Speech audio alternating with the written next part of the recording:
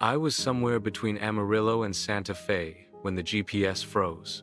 The little blue dot stopped moving, even though the desert roads stretched on endlessly ahead of me. My phone showed no service, which wasn't surprising out here, miles of scrubland and sky, the kind of place where radio stations fade into static. The sun was starting to sink, bleeding gold and red into the horizon. I'd been driving for hours, and the coffee I'd gulped back in Texas had long worn off. A green road sign appeared in the distance. Welcome to Ashford, 5 miles. I didn't remember seeing Ashford on the map when I planned the trip. Still, I figured it might have a gas station, maybe a diner. I could stretch my legs and top off the tank before pushing on. 5 miles later, I rolled into the neatest little town I'd ever seen. White picket fences lined the main street, every lawn trimmed perfectly. Old-fashioned lampposts glowed even though the sun wasn't down yet. A bakery, a hardware store, and a small motel with a neon sign blinking vacancy. I pulled into the gas station first. The attendant was an older man with silver hair combed perfectly back. He smiled as if he'd been expecting me. "Long drive?" he asked. "Yeah," I said. "Just passing through. Thought I'd fuel up." "Good," he said, nodding slowly. "You'll want a full tank before you leave." His words felt odd. Not if I leave, but before. I swiped my card at the pump, but the machine rejected it. The man stepped closer. "No cards here, only cash." I hadn't carried cash in years, but I happened to have $40 in my glove compartment. I handed it over, and he filled the tank. "The motel's got rooms tonight," he added, like it was a suggestion and an order at the same time. I almost said no. I wanted to reach Santa Fe by midnight, but something about the fading light and the long stretch of nothing ahead made me nod. The motel lobby smelled faintly of cinnamon. The woman behind the desk greeted me by name before I even said a word. "Room 3, she said, sliding me an old-fashioned brass key.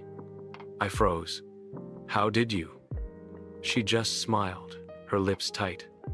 "We've been expecting you." The room was small but spotless, with floral curtains and a quilted bedspread. I set my bag down and went out to walk the main street. The town was eerily quiet. Every shop had lights on, but no customers inside. The bakery had fresh pies in the window, steam fogging the glass, but no baker in sight. I passed a group of kids playing jump rope. As I got closer, they stopped and stared at me in perfect unison. One of them, a girl with braids, called out, "You're not supposed to be here yet." Before I could ask what she meant, they ran off.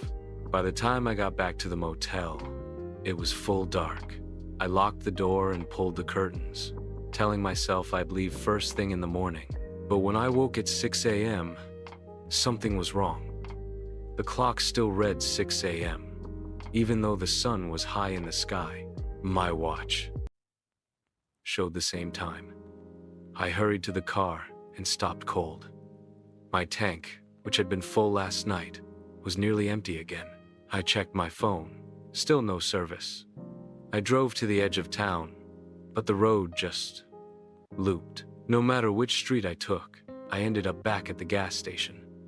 The old attendant was there, smiling like yesterday never happened. "Need a fill-up?" he asked. I stammered. "I need to get out of here." "Where's the highway?" His eyes darkened. "There's no highway anymore. Not for you." I backed away, heart pounding, and tried another street. Same result back to the gas station. By nightfall, I was desperate. I stopped at the diner, hoping for answers. The waitress poured me coffee without asking and leaned close. "If you want to leave," she whispered, "you have to do it before the clock strikes 6. Otherwise, you're part of the town." "What happens at 6?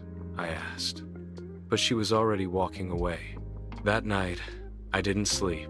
At 5:45 a.m., I jumped in my car and drove toward the eastern edge of town. The streets were empty, the lampposts flickering. At exactly 5:59, I saw a dirt road I hadn't noticed before. I floored the gas, the tires spitting gravel. As I crossed the town line, I glanced in the rearview mirror. Ashford was gone. Just open desert behind me. My phone buzzed with notifications. The GPS stopped moving again. I exhaled hard, gripping the wheel, vowing never to take an unplanned detour again. But here's the thing, too. Days later, I checked my wallet. My driver's license is missing. In its place is a brass motel key. Room 3.